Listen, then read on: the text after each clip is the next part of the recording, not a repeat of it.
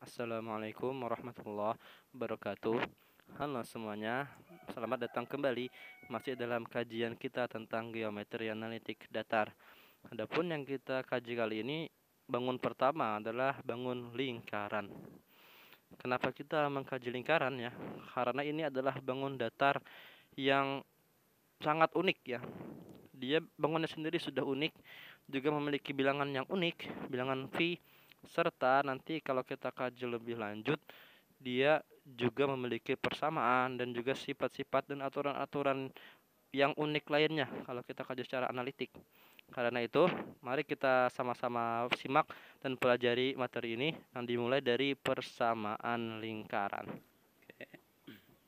Oke, kali ini yang kita bahas ada dua bagian dulu ya. Yang pertama, apa itu definisi lingkaran, serta yang kedua, bagaimana persamaan standar lingkarannya. Itu dulu. Oke, langsung saja yang pertama dulu. Definisinya, lingkaran kita definisikan ya sebagai kedudukan titik-titik pada bidang datar yang jaraknya terhadap suatu titik tertentu itu sama panjang. Nah itu. Atau juga bisa disebutkan bahwa lingkaran adalah tempat kedudukan titik-titik yang berjarak sama terhadap titik tertentu.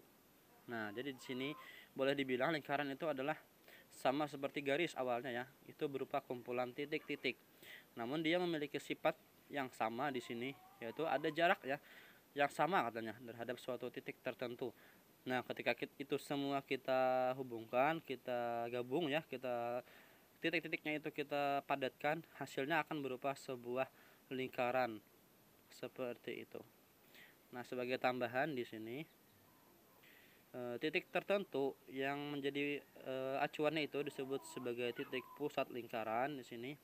Sementara yang jarak yang samanya itu disebut sebagai jari-jari lingkaran atau radius kalau kita kenal ya.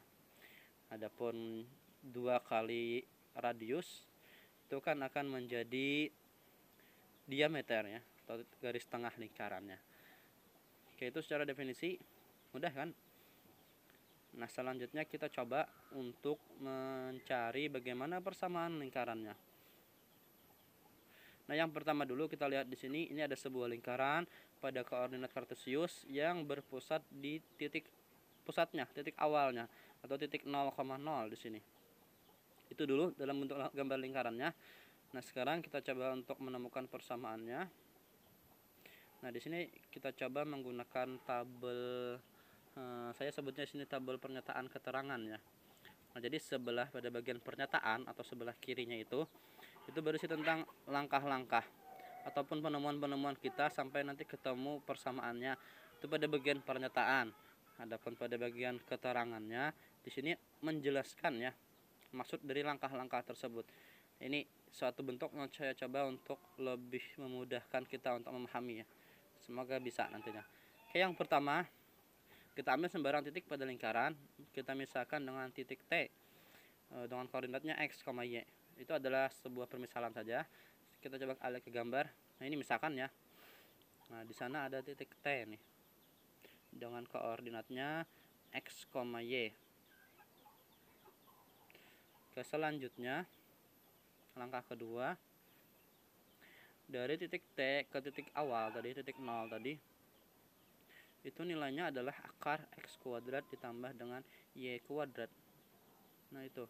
Ini adalah boleh dibilang konsep jarak antara dua titik pada bidang. Silahkan cek kembali jarak antara dua titik. Nah, ini. Nah, jadi kita dapat peroleh ya. Pada dari titik T ke titik O tadi itu x kuadrat tambah y kuadrat kita akarkan. Itu jaraknya. Selanjutnya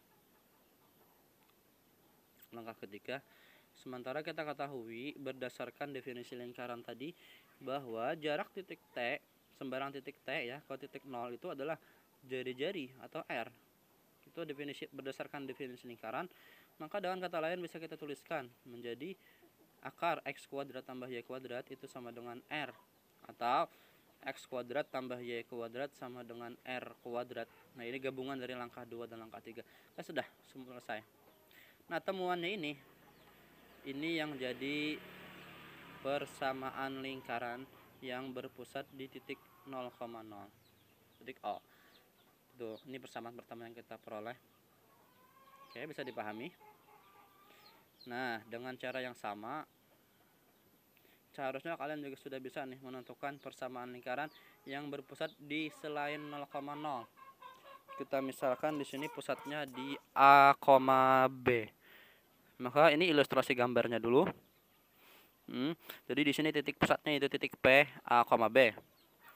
Nah, untuk cara menyelesaikannya kita coba lihat dulu. Secara umum sama ya. Yang pertama kita misalkan ada titik T, sembarang titik T pada lingkaran dengan koordinatnya X, Y. Maka oke. Nah, kalau di sini dia menggunakan aturan segitiga siku-siku, ya tidak masalah sih. Ini berarti aturannya Pythagoras. Atau sebenarnya bisa langsung ya ke langkah ketiga saja di sini. Nah, kalau kita ambil ya jarak dari titik T ke titik P di sini dengan menggunakan aturan jarak dua titik pada bidang, itu kita peroleh memang akar dari X min A kuadrat tambah Y min B kuadrat. Itu sudah. Langkah keempat dengan cara yang sama juga kita peroleh, itu adalah jari-jari ya, atau R. Maka sudah. Terakhir kita gabung angka 3 dan angka 4. Angka 4 dan 5 ya, 3 dan 4 benar. Angka 3 dan angka 4 di sini. Maka hasilnya menjadi akar X min A kuadrat tambah Y min B kuadrat sama dengan R. Atau juga X min A kuadrat tambah Y min B kuadrat sama dengan R kuadrat. Ya, di sini dengan A dan B itu adalah titik pusat lingkarannya dan R itu adalah jari-jarinya. Oke, sudah dua. Ini temuannya.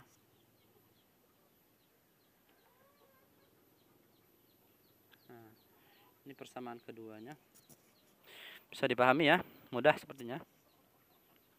Nah, sekarang kita coba ke contoh. Misalkan di sini ada tentukan persamaan lingkaran berikut katanya dan rubahlah menjadi bentuk yang paling sederhana. Kita lihat di sini bentuk persamaannya. Yang pertama berpusat di 0,0 dan jari-jarinya 4, sementara yang B berpusat di min 2,5 dan jari-jarinya 6. Oke, silahkan, saya rasa ini cukup mudah dipahami. Tidak perlu lebih panjang lebar lagi. Oke, pada bagian B di sini sedikit ya. Yang jelas semua nilai-nilai tadi kita substitusikan ke persamaan lingkarannya. Nah, di sini untuk pada bagian B sampai pada tahap di sini sebenarnya sudah selesai sebenarnya. X tambah 2 itu sampai terusnya itu adalah persamaan lingkaran yang kita peroleh ya. Namun kalau kita tanyakan bentuk paling sederhananya, berarti kita coba untuk menguraikannya sampai memperoleh bentuk paling sederhananya. Makanya di sini kita uraikan ya, kita kuadratkan bagian-bagian yang pangkat 2 di sini. Terus kita peroleh ini pada langkah ketiga.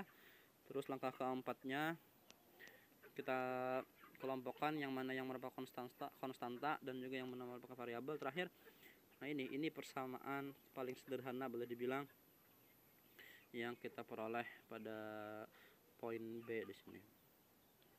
Oke, bisa dipahami? Mudah ya? Oke, dan silahkan aplikasikan pada bentuk-bentuk yang lainnya. Terima kasih. Assalamualaikum warahmatullahi wabarakatuh.